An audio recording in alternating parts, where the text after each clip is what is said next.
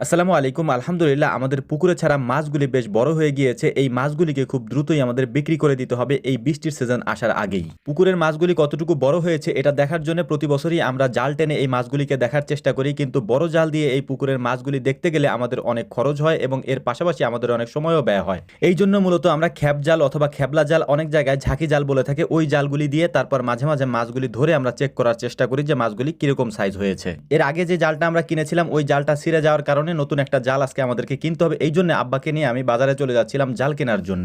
আব্বা আগে থেকে সকালে এসে এই জালটা পছন্দ করে গিয়েছিলেন, তাই আমরা এসে এই জালটাকে সুন্দর করে দেখে পরীক্ষা করে তারপর এই জালটা আমরা কিনে নিলাম। এখন এই জালটাকে সুন্দর করে আমরা ওনাদের থেকে বাধাই করে নিব।